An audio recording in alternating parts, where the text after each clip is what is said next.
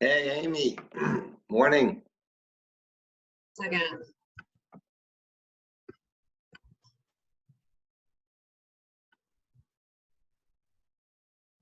How do I Can't get you on? Oh, there we are. Hang on. Hi, good morning. Hi. Good morning. How are you? I'm pretty good. Virus free so far. So far, so good. Now, in your work with the transit, are you having to be somewhere and kind of like, or can you do mostly what you do remotely? Well, it depends on what happens. If the president has to go out there, I've got to go out there too. We had Right. a motorman die in a subway fire. I saw that, and I heard they thought it was intentional. Yeah, they did. And they had a suspect and then they released him due to lack of evidence. It's kind of unclear what happened, but apparently there was a shopping cart filled with flammable stuff, and somebody pushed it onto the second car of the train. And it caught the train on fire, and the pictures of the car is completely trashed. I mean, you wouldn't believe it if I sent it to you. It's just amazing the the, the destruction when all that plastic burns in the subway car. That was heavy duty. So But if it was flammable, someone lit it and then pushed it onto the car. yeah, it seems that that's kind of sort of what happened. And then the motorman, they got all the passengers off. um, some of the passengers were injured, too critical, I believe. And then the train operator or motorman went down to the tracks for some reason. I'm not really sure why. And he died on the tracks, I think overcome by smoke. Oh, So this is very unusual, for a transit worker to be killed in the line of duty. And, right. coming right after two COVID-19 deaths in transit already. Right. It's just a rough time. Sorry. Everyone is flipping out. Like 1,100 transit workers are quarantined. About 180 are testing positive. Even the head of the transit, the CEO of the MTA, is testing positive. Pat Foy, who runs the transit, the MTA. Look, So the upside of, dare I say upside, but the upside of these positive tests and hopefully mild or moderate symptoms and survival is sort of you're building up immunity within yourself and then potentially, creating herd immunity. And so right, for what that's worth, I right. suppose. I mean, I'm certainly hoping that I already got it, and that I have antibodies. Right. And I'm They staying are here. working, I did see something around a test that I think the FDA recently approved where you can do a blood test to see if you have antibodies. Right. You need to do that kind of testing before they start opening anything up. But it's a good lesson in preparedness or lack thereof. Sure is. So I was sort of wondering about how we um, get a spiritual perspective on that, because it would seem to be that, I worked in EMS and fire and all this, and they're always talking about preparedness and you have to be ready. And, we know what that means, right? I mean, we have to have a stockpile of whatever equipment you need, and they have to have testing kits and all this. And people are blaming the administration for not being prepared. But I mean, how does that relate to the topic of the lecture? In other words, we would say in the lecture, the guide says that the purpose of crisis is to create change, and that change happens when crisis happens rather when change is resisted. Now, is that so? Is it fair to say that we resisted a certain kind of change in our society, or we resisted taking account of certain things, and therefore we have a crisis now? Yeah, I mean, it's an interesting spin on preparedness, right? Like what is the psychological, if we'll call it, sort of preparedness we need to either avoid or be in crisis, right? And that can range from anything from what do we prioritize in life, including public health priorities, or at a collective or individual level, like hygiene, right? Or the amount of masks or ventilators we have, or even recognizing, I read something, a journal piece from 2007, where there were already worries about COVID viruses coming forward, right? And what did we do with that information? And so the guide says, like, the way to avoid crisis is to respond to that first inkling of a problem, right? And I know a lot of people at an individual level who look back on something and say, I knew in that moment, I had a sense of something when I met this person, that something was off, but I chose either consciously or unconsciously to sort of not look at it.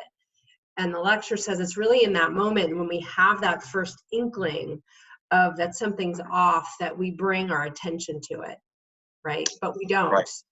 Right. So the issue is, how do you become intuitive or responsive to your own intuition so that you can, this often, of course, it reminds me of a quote from the Tao Te Ching, solve a problem when it's little. Don't let it grow. Right. Fix it now. Right. But it begs the question of, and the lecture says this, like, why don't we respond in a moment when we feel that sense of, oh, here's the problem, right? And usually it's a function of either, there's an instant gratification in staying or not paying attention to something. We get something out of it, right? Or there's a sense of, I hear there's a problem, but it would require a certain amount of disruption or discomfort on my part to really pay attention to it. And I don't want to do that. Well, that's the interesting thing. The first thing you said, that there's a gratification that comes with not responding to a problem. Is that because by recognizing it, we have a certain amount of power and we don't want to give it up by actually responding to it? Does that make sense? Yeah, it makes sense. I doubt we exist with that level of consciousness at that moment. My sense is we respond to the negative than more the positive, which is if I respond to this, it's going to require me to be uncomfortable, because either I'll have to reject something or walk away from something or actually have to do something to pay attention. And that's work, right? Rather than just get the goodies of whatever not doing something or not paying attention to it might give us. I'm reminded of my mother talking about the early years back in Hungary, where they had the anti-Jewish laws, and they kind of just started little laws of, well, you can't do this, you can't have this kind of a store, and people figured, okay, we'll go along with that because we can live with it and everything's okay. And well, now you can't be a doctor if you're a woman because there's a quota here. But eventually, you know what that led to. Yes. So the idea being that when little things start to go wrong, there's a way you can either accommodate, deny, or somehow confront Yes. And the guide says that crisis happens, in part when there's so much contradiction to the truth, right? So we can whistle past the truth for as long as we can until sort of, the message, taking refuge from the message no longer works and there's an eruption, right? And so one could look at this current experience as an eruption against our own denial of truth. And what that truth is for us to discover. Is it about kind of, globalization and our insistence on the material needs, that sort of, is it our denial of public health as an important place for attention, monetarily or otherwise? Is it our individual lack of hygiene, right? Not keeping up sort of basic public. There's so much, I think, ways in which truth is where it's right in front of us, right? And the guide says very clearly and often, it's like you have two choices in crisis. You either do everything you can to try to go back to normal, to go back to what it was because it was comfortable, because that feels better, or you say, what's the meaning of this? What am I being asked to look at within myself and collectively? And can I do the hard work? Can I be in the sacrifice of that to evolve to that next level, to move out of the crisis and see it as an opportunity for growth? And I think that's where we sit. I think that's where we currently, even though we're in the midst of it still, I've hesitated even with this lecture around timing. You know, it's like, when do you ask the question of meaning? When you're in the throes of it. You know, if you're a doctor or nurse or respiratory therapist on the front line, you know, do you have the luxury of asking the question of meaning? Probably not, right? And so, and yet those of us that have the privilege, I guess, of not being on the front line in that exact way, where we feel an immediate threat to our existence, maybe part of our contribution, you know, on the front lines is to begin to ask this question. You know, what is the meaning of this? You know, if the only way I can support someone on the front line is to make sure this never happens again, then I may have to go a little deeper in the question and say, what's the meaning of all of this? How did we get here? Yeah. What's the message, and what do I need to do differently moving forward to ensure it doesn't happen again, at least not in the same way? Right. I mean, I think that we would not be reaching to say that the country as a whole didn't take certain things into account, didn't prepare properly, didn't look at certain warning signs.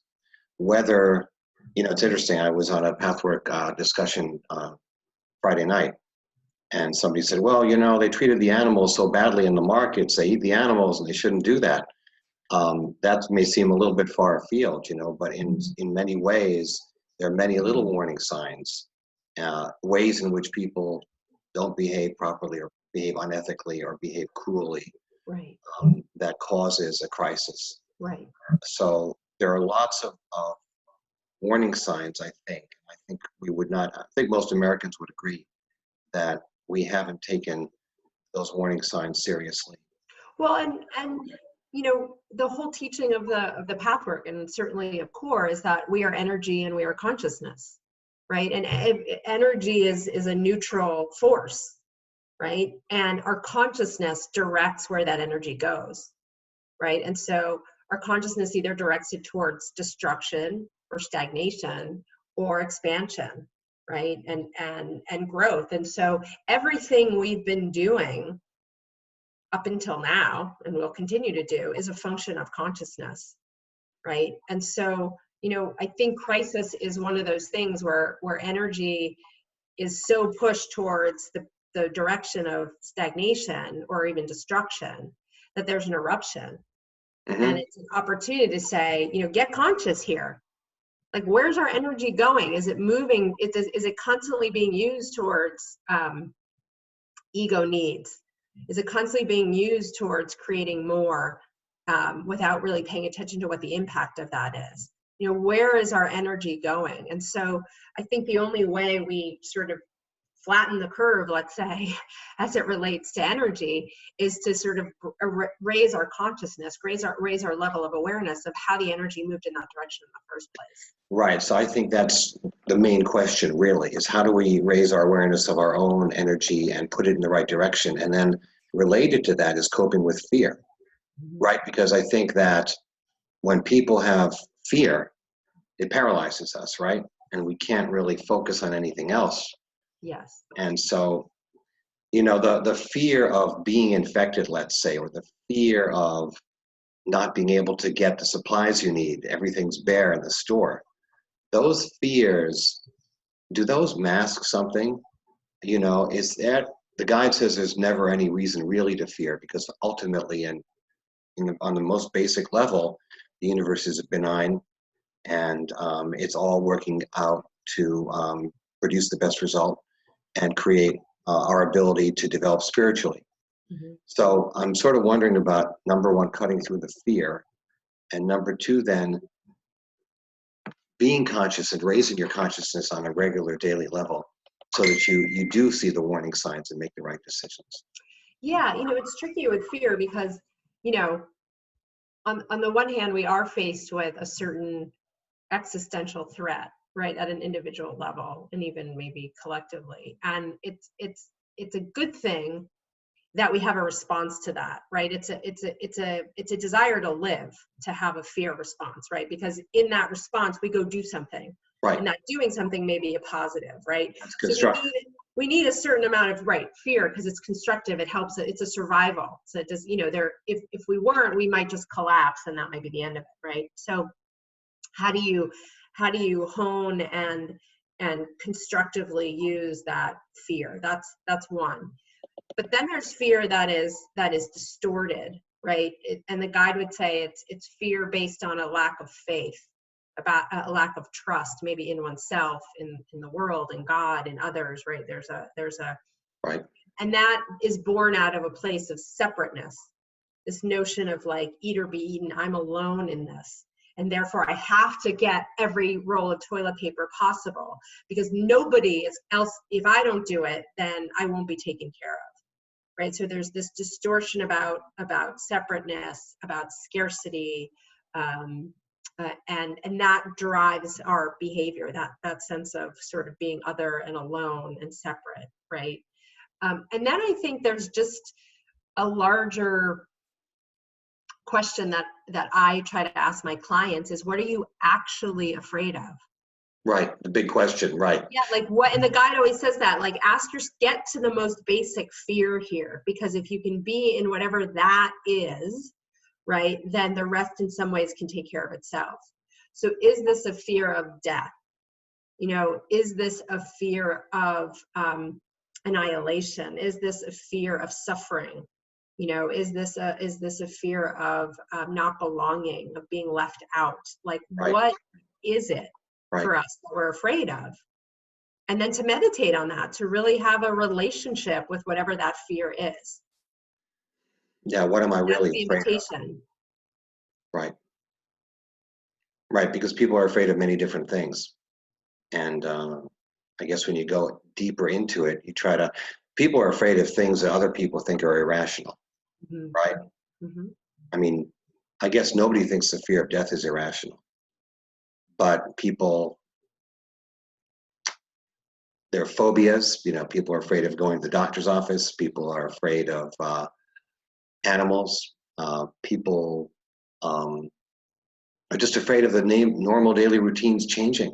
Mm-hmm. Yeah. And the guide talks about, you know, one of the reasons why we resist sort of crisis or resist pre-crisis, right? When those sort of things are starting to show itself that we are asked to pay attention to, is because it will warrant change. Right. And And there's something about the outer ego. There's something about our sort of ego state of consciousness that thinks change is bad. And so long as we think change is bad, we will resist change. And the problem with resisting change is that the energy wants to move. It wants change. It needs change, right? So it will push and push and push until the pressure gets so great and crisis happens. And the intention in that is to force change. But we see it as something bad happening to us. You know, we don't see it necessarily at first as an opening. We see it as something being done to us that we need to fight against. Right. Well, it's part of the human condition, right, to be afflicted with inertia. You know, we just kind of don't want to really push things. We want to take the easy way out. We want a comfort zone. Right. But you know, I'm reminded of what Governor Cuomo said on his last briefing, which is that the first responders don't have the comfort zone like we do. They go right in there. Right. So I think in a sense that we are called upon in our spiritual path to be first responders ourselves. Correct. In our own spiritual growth. You know, we've got to get out there. Yes. So I'm wondering about the daily kind of exercises. Meditation certainly is valuable. And what you said about taking the positive affirmations of faith that may be lacking is very valuable. Now, what does core energetics have to say about, you know, exercises to promote daily functioning so that one is more intuitive and more able to be one's own first responder? Well, I think first and foremost is to become aware of your patterns under stress, right? And you know, there are predominant patterns. So when we feel stressed, we either leave, like we withdraw completely, or detach in some way. And that can be from feeling or literally detach, like just completely isolate ourselves from it, right? We might merge in the sense of, you know, looking for someone to save us. Cuomo's going to save me. Trump's going to save me. Like there's a kind of surrendering over to leadership, right? To have someone else do it, right? There may be kind of someone who endures it, who just, and I bet on the front line, there's a lot of endurance, right? You just have to, you got to take it. You got to keep showing up. And there are those that may control for it. Like, I'm going to control for everything. I'm going to buy 100 rolls of toilet paper. I'm going to make sure everyone's doing exactly what they should be doing. There's a controlling nature, right? And there's a way we just stay contained in our own self. We don't allow any of the feelings to come through. We're just like, I got this, I'm okay. And they use reason and intellect to kind of manage it. Now, there's nothing wrong with any of those. There are higher self qualities to all of them, but they're also management styles to not have to feel something. Mm-hmm. By not feeling it, it's sort of going back to the idea of energy wants to move. The energy gets congested in the system and ultimately leads to some kind of crisis, right? And so whatever your strategy, whatever your pattern is to deal with stress, it's important to both look at both the leadership quality in that, the place Right. where it's really helpful, Right. but also the place where it's almost continuing the congestion, the stagnation, right? And so to your question of what can we do, I think it's first to be aware of like, oh, what's my pattern? What do I do under stress? Mm-hmm. How does that serve me and the larger need? And how is it an obstruction to change? Right. Whatever that. So I don't know what your strategy is. Mine tends to be a certain disconnect from feeling. I go to places of intellect and rationalizing.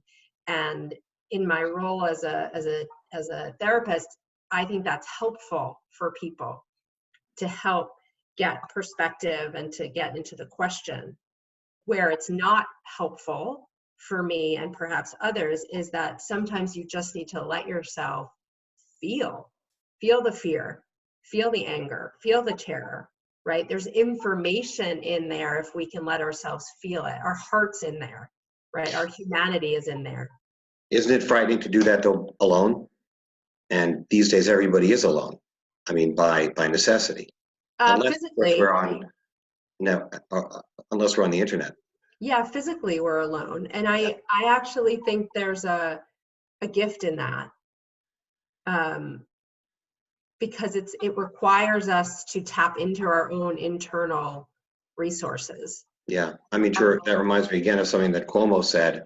Well, now people are finding time. I've got friends of mine who told me I'm going to write a book now.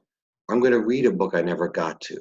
Yeah. Or I'm going to do something I never did before because now all of a sudden I can't go to work. Yeah. Well, being, we're very outwardly focused, and we're always looking for relationships outside of ourselves. And we're being given this opportunity to actually develop relationship with self. And that is a huge piece of this. I think the more we're able to get to know ourselves, the more able we are to develop relationship with ourselves, the less externally focused we become. And there's something in the externally focused that shows up in materialism and having things and being somebody and being validated that has created this crisis. And well, so so that development with self, that relationship to self is super important. That makes a great deal of sense. So in other words, what you're saying is to first take that keying off of how do I respond under stress? What do I do? What are my perhaps compulsive behaviors? How do I cope with stress? And then use that as an opportunity for self-reflection. Yeah. So, the person that merges and looks for other to save them, again, there's an important component in that they may be relational, and they may be able to, be not subservient, but be teachable and let someone guide them who might know more. There's a gift in that. But in what way are you completely kind of abdicating your own ability, right? And if you're an endurer and you're like, I'll take it. In what way is not letting down, not letting other people in, not letting, so I think it's important to look at what your strategy is, how it serves you and the greater good, because it does. And then what's the antidote to it that lets you be in this in a different way, Mm-hmm. in a more useful way, both for you and for others. And going back to that question of like, what are you actually afraid of? Right. That feels like actually one of the most important questions, because if you can be in touch with what you're afraid of, you can look at how all your strategies are managing that fear. So that might be a good exercise to write down the question, what am I afraid of? And then just to let yourself write whatever comes up, the old idea that you can kind of open yourself to guidance and intuition and ask a question without knowing the answer, and then let yourself just write what the answer could be. Yes. And to trust that maybe the answer will evolve over time. Right. If I were to write down what's the meaning of this crisis in this moment, I have lots of answers to that for myself. I would imagine in a week's time that will evolve. And it may be a less externally focused, what's the meaning of this, to a more internally focused, what's the meaning of this, Right. Because right now my answer might be, gee, we need better public health policy that's actually adhered to, or we need to be more attentive to the public health impact of globalization, right? That's kind of the meaning, right? But what I'm slowly moving towards is, wow, like I do a lot and I don't know how to be quiet. I don't know how to let more of my feminine energy kind of be in the world, right? It's slowly turning into more, what's the internal task here that ultimately feeds that external task, right? So maybe as a practice, writing down what's the meaning of this, and then watching how that evolves, watching how that answer evolves over time. Well, I was happy to get out there, to that accident scene, because I like to get busy. It was a very busy morning. And then I got back here and I started getting busy also. And then I found myself like kind of coming into contact with my childish emotional needs, like for other people. Right. And it's sort of like, hey, wait a second. So maybe those are the two things that I do. I either regress emotionally, like I need something from someone else to make me feel good, or I get really busy with technical stuff. Yeah. Rather than sort of coming deeper into the awareness of my own self, my own strength, and my own ability to be self-reliant. Yes. Which sort of sounds boring, right? Because it's an inner process, and you're investigating something yourself. No one else is involved. Yes. But and from the child place, no one else being involved is very disappointing, because the kid wants, the kid finds it, excitement through the other. Right. It's like and gratification to the other, right? Right, validation. And so if we're just forced to go inside and no one sees it, right? If a tree falls and no one's there, did it, what does it make it sound? I don't remember that phrase. Correct. And so I think that's a really good point of like, there won't be the same energetic charge when people don't validate, when people outside of us don't validate our own internal experience. And maybe that's part of the task, is to feel the charge that comes from validating ourselves, of witnessing our own self, regardless of whether someone else sees it or not. Right. Some of the best moments of this kind of self-distancing, honestly, I have these like dance parties by myself, obviously. And they're like the best 10 minutes of my day. It's like I put on music, I dance as like I did as a kid. I used to stand in front of the mirror as a kid and like lip sync and dance. And I find myself doing it again. And I'm brought back to that place in me where it's like I was very self-reliant and found a tremendous amount of pleasure in my own company. And that's been huge to come back to. That's a very nice idea, kind of like not mentioning the imaginary friend who's really also you. But I noticed that there was an article in the New York Post yesterday that the dean of the NYU Art School or Theater School or something or other did a dance for 3 or 4 minutes as a video to the students, got a lot of criticism, a lot of blowback. Hey, what are you dancing? We have a crisis here. You know, the world's coming to an end.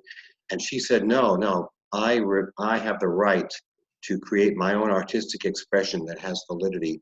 And there's not only one way to respond to this crisis, I can create something artistic. Yes. She got, and of course the Post, being the paper that it is, really piled on, you know, this crazy lady is doing this thing, she's disrespectful. But, you know, that reminds me of what you said, because she's sort of saying, and it's also an internal process, like I'm dancing, it's for myself, I'm sharing it with you, but I'm kind of creating and saying that I'm self-reliant. Yes. I can create something positive and creative myself. I don't need you to validate this. And she said this sort of the same thing, like, I'm putting it out there as my creative expression. I don't need you to approve of it. Yes. Yes. And I guess that makes me think of two things. One is, I mean, I obviously don't know this woman, but what would it have been like to do that dance and not share it with anyone? Like, what would it have been like to just have that for yourself, right? And again, that's not a criticism, just curious about that.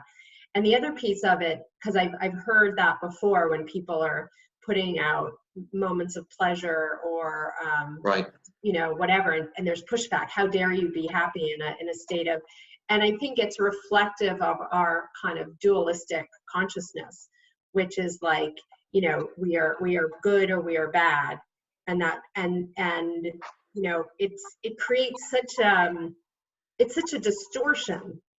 You know, it's such a distortion of the truth. Like it's all of it. It's pleasure, it's pain, it's heartache, it's birth, it's death, it's, you know, it's all part of the experience. And we got to do, it's one thing if people are tone deaf. I mean, it's one thing if people are not sensitive.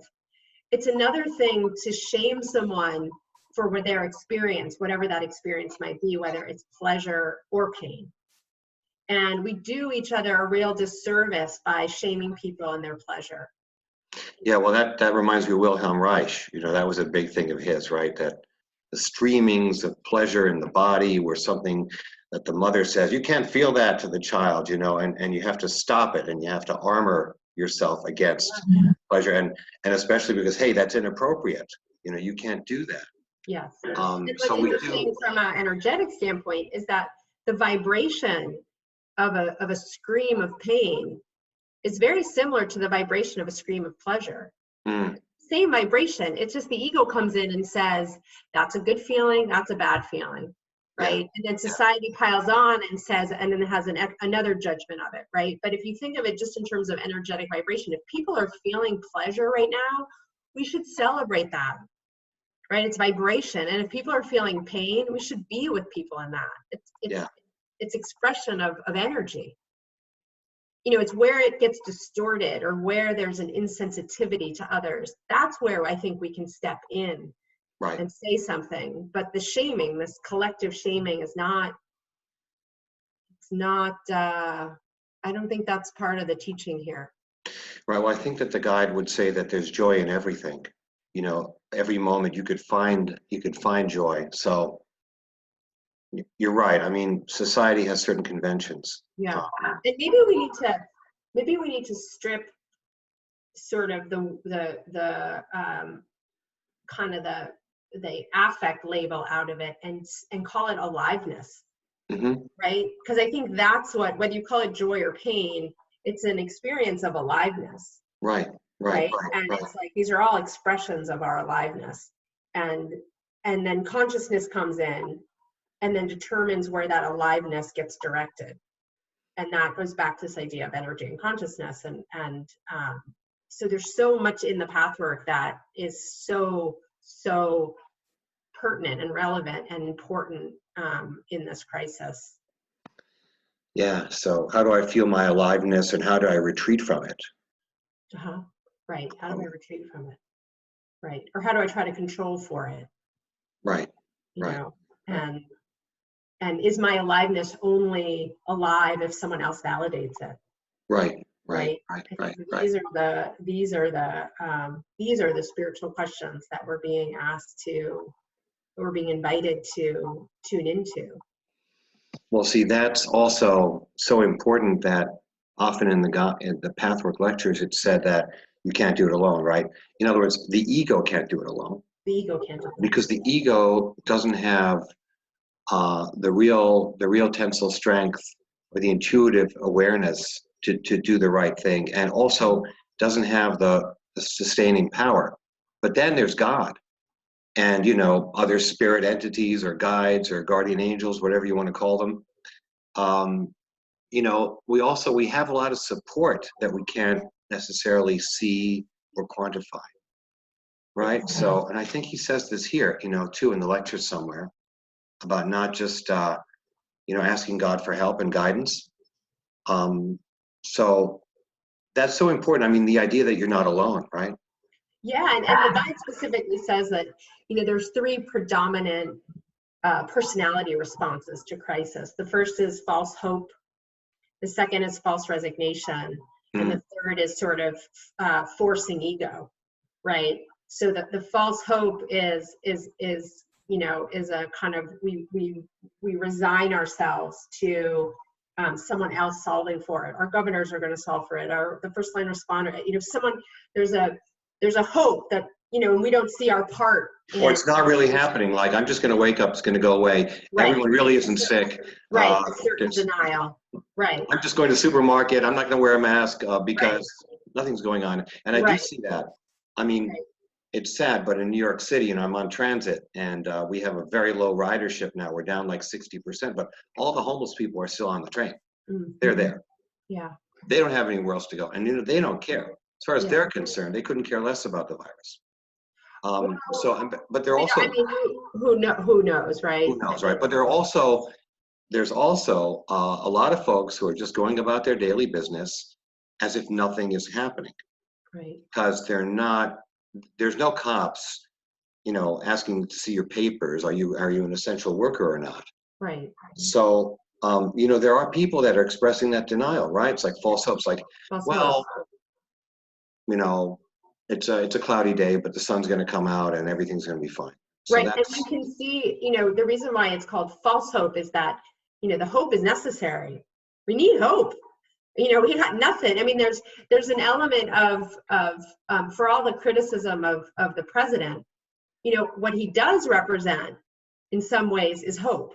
There's an optimism in him that he's also got a lot of false hope, and it's dangerous, right? But there's an optimism that he's trying to reflect that we need that optimism to know that there's a day tomorrow, right? Or there's something we can do. And so I agree.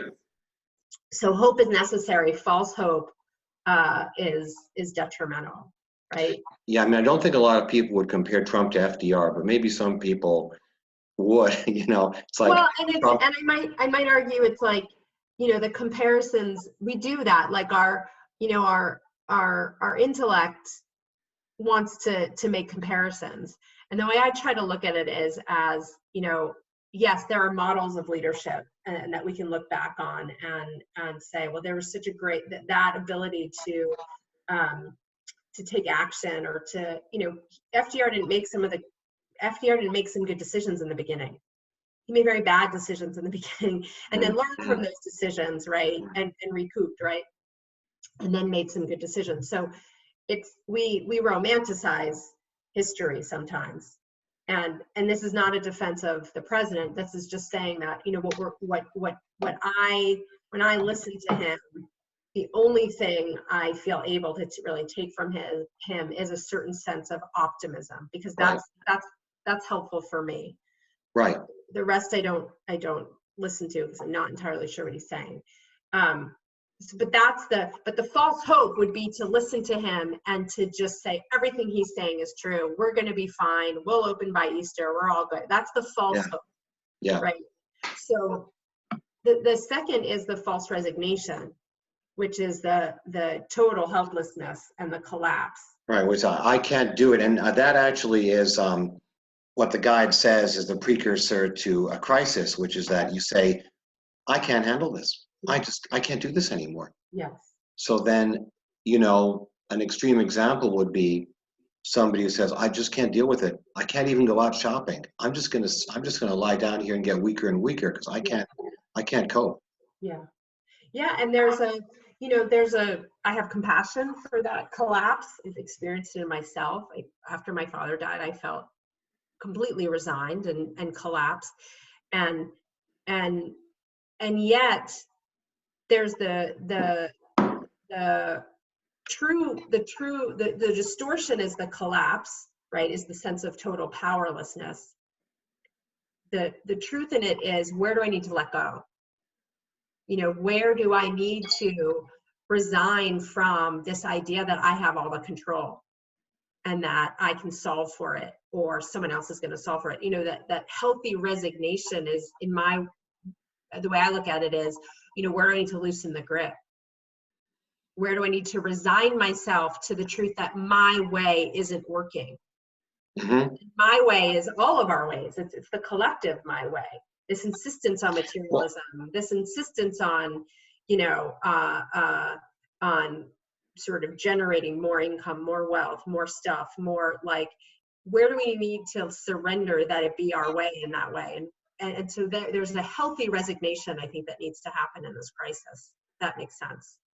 I think so, yeah. And the false resignation also is the desire not to own your own inner power, your ability to actually create change. You're giving up on yourself. Yes. When you shouldn't. Yes, absolutely. Right. And remember, the guide says in another lecture, it says, surrender is neither resignation nor abdication of responsibility. Right? So we're being asked, in the letting go of it being my way, to actually step into our power, into our true power, that says, that's more flexible, that's more humble, right? That is more intuitive. Right. And that's the false resignation is, I'm powerless. The true resignation is my will, my ego, my demand that it be my way. That's what's powerless. And I need to let go of that and step into something else. Right. Absolutely. Yeah. And then the third one they talk about is what we talk about all the time, and what we have been talking about is this idea of forcing current. I will solve this, I will fix this, I will control for it, I will make this go back to the way it was. And that's not the answer either. Right, like the guide always says, things are going to work out, but not necessarily in the way you think. Correct. Not in the way that you insist that they work out. Right. Like, you can have a good relationship, but hey, maybe not with that person. Maybe not the way you're thinking it has to go. Right. Be open to some other thing manifesting. Yes. Right. And we're being, the notion of being of self-distancing, social distancing is another way. The idea that the economy after this may be a different one, and we may exist in a different way is a new way.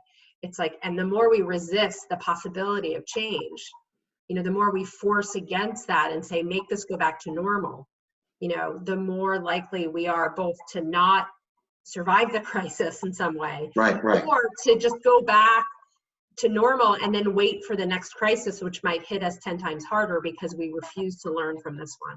Exactly. Like I've heard in China, like, the factories are back. Don't worry, factories are back. Production's accelerating again.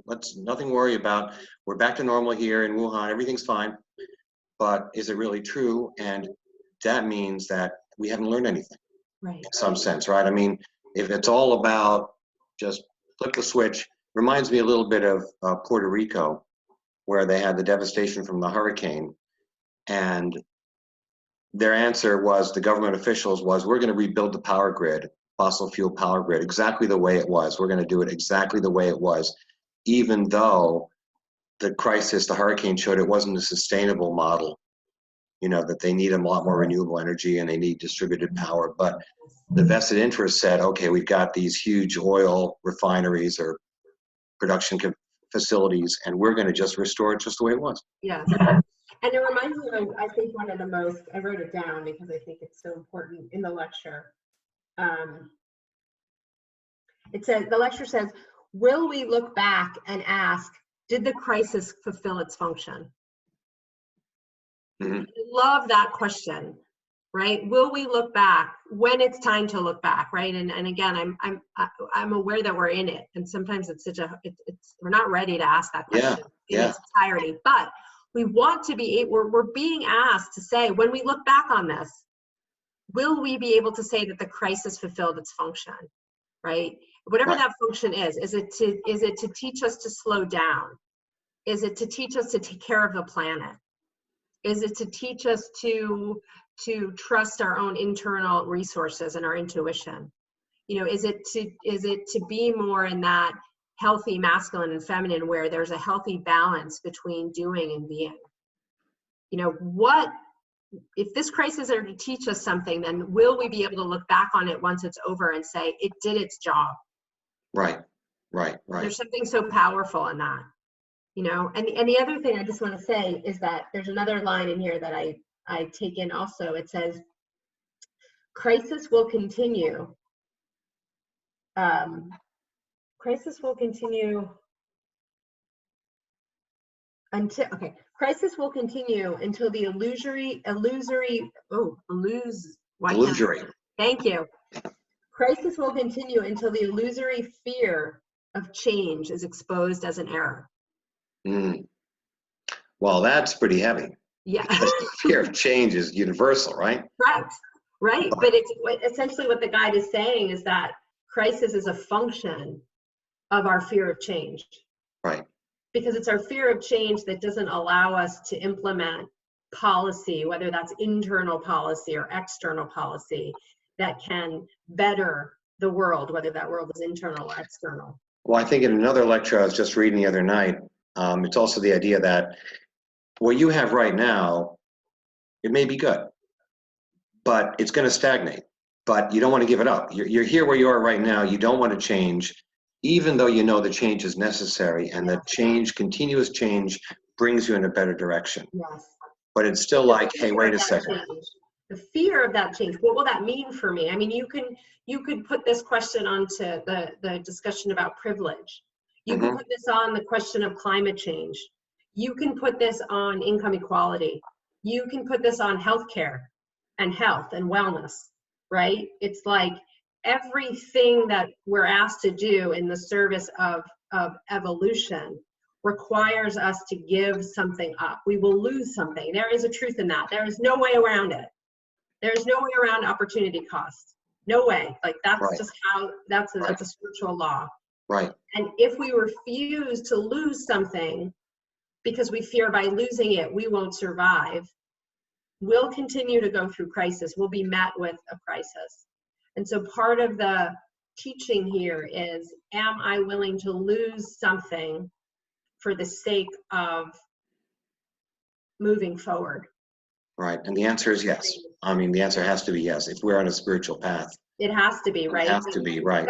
But I can feel the place that wants everything to go back to, I can feel the place that says, I hope I don't lose here. Hope I don't lose my money. Hope I don't lose my status. I hope I don't lose, right? Because who am I if I'm not that? I'll be nothing. Right. I don't know how to take care of myself. I don't know how to do things. So, and then you start to, then the nervous system kicks in, and we're in our defensive pattern or our reaction. And we aren't in the frontal cortex that can use discernment and say, wait a minute, hang on, hold on. Right? So we're in our more primal brain where it's eat or be eaten, survival of the fittest. And then we go out and buy 50 rolls of toilet paper and so forth. So we have to, as a practice, slow down, calm down the nervous system by meditation and breath work and movement and expression, so that we can ground ourselves to get to that place of judgment and discernment. And then more importantly, to that place of spirit where we can get in touch with the larger question. Right. Right. But we need to deploy our internal resources to be able to do that. And that's where the meditation and breathing and hydration and connection, you know, all the things that sort of can calm us down, you know, that's what we need to do. We need to bring attention to that. Right. So I guess we're saying that this whole enforced quarantine is sort of like a collective meditation, or it can be that way. Can be. For people to kind of get a grip more on themselves. stop being so outer directed. Yes. Take some of the energy and put it inward. Yes. And I was thinking about this today because I could foresee a question, even in response to this lecture, is what about all those people who are on the front line, who aren't, again, who don't have the luxury of this larger question? Yeah. And what I would say to that is, I don't know what the meaning of it is for them in this moment. What I do know is that for those of us that aren't on that front line, whatever the front line may be, whether it's homeschooling your children or trying to pay your rent or, you know, whatever that might be, for those of us that maybe aren't on the front line, we are given a task here, that we have a role to play, and that role to play may be these questions. You know, that we do serve a purpose in this. We are not just observers or bystanders of those who are on the front line, right? We might be sacrificing less, and there's something to learn from that, but there is something we're being asked to do. We are not just passive observers, right? We have an active role in this, and it's to take care of ourselves. It's to sacrifice the need to go out and be in the world. It's to do the hard work of being with yourself, you know, of learning to be with your feelings that may feel really hard. It's asking yourself the questions of what's my role in this? How did I co-create it? How can I be part of the solution? It's going back to that question of, you know, when this crisis is over, will I look back on it and say, did it fulfill its function? You know, for me. Right. So everybody has a role to play. That's certainly true. Yes. You know, I've got a little bit of a role here to help put forward positive messages to the transit workforce, you know, Yeah. the subway conductors and bus drivers. Yeah. You know, not false propaganda, but true information about what's going on, and also encourage people to keep the system running. Yes. So. Yes. And I, you know, I think that's such a hard, that must be a hard, it must be, I mean, I feel for them and I feel for you in that, you know, to find that balance between realism and what needs to be done, and also sort of the unseen part, the faith, you know, the sense of being part of something like that, those intangibles, those intangible messages that you want to get in to someone who's on the front line. Yeah, it's a time for a lot of self-facing. It's a difficult time, and everyone individually has to face the question, am I going to get it? You know, Yeah. what does that mean for me, for my family? Yeah. And you know, it's so interesting that nobody can protect you, really. I mean, they're saying that 60 to 70% of people will get the virus. And how it manifests in an individual person is mainly because of the pre-existing conditions, but there's also outliers. You know, there are people that seem to be fine and have very bad. Yeah, and there's you know, the reality of that uncertainty. Yes. Reality of that unpredictability. You know, it was strange. It was like, for a while when it was like, well, this only affects a certain population, I could see the place where people found relief in that, and it was like, that's really interesting. But I think part of the relief came not from a heartlessness. I think part of the relief came from a certain kind of predictability. It's like, oh, this only affects those people. Okay, like I get that. That's something I can wrap my hands around. I think a certain level of unpredictability and uncertainty is essentially chaos for people. Yeah. And you know, the task is, how do I sit with chaos? How do I sit with uncertainty? What does uncertainty mean to me? What does chaos mean to me? Exactly, right. So now you're back to, what am I afraid of, and why am I afraid of it? What exactly am I afraid of? What do I think? Yes. You know, what's going to happen? Yes. Irrationally, rationally, what are my and then what are my patterns in response to that? What do I do to deal with that stress? Yes. Yeah. You know, one tool, you know, I don't know if we're coming to a close here, but one tool. We are. It's an hour. One tool I do with my clients under normal circumstances, normal, whatever that means, is I'll ask them, like, what's your relationship to uncertainty? And if you were to draw or describe to someone who doesn't know what uncertainty is, what would be the nature of their character? And most people that I talk to about this will say uncertainty is a devilish trickster. It's out to harm me. It's not, it's some entity that's like, oh, I'm gonna mess with you here. I'm going to wreak havoc on you. And, you know, to kind of get in touch with, where does that come from? That uncertainty is a devil. Mm-hmm. Uncertainty is a Mm-hmm. harmful. Mm-hmm. You know, is it possible that uncertainty is a messenger, is an opportunity for something? And it's not to say that that's true and that isn't, but can we open space for the possibility that we can have a different relationship to uncertainty? And I think the more we can build that muscle and build a different relationship with self and uncertainty, we can meet crisis in a different way. We can prevent crisis in some ways. I mean, the guide says we can actually avoid crisis if we do the work. Right, right. Yeah.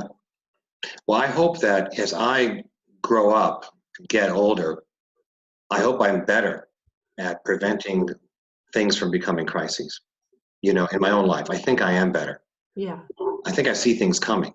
Yeah. So if more of us see things coming, you know, then hopefully the groups of which we are a part can also do that, can see things coming, can act to create, to prevent crises, nip them in the bud. Yeah. Be more conscious. Yeah. Yeah. Right.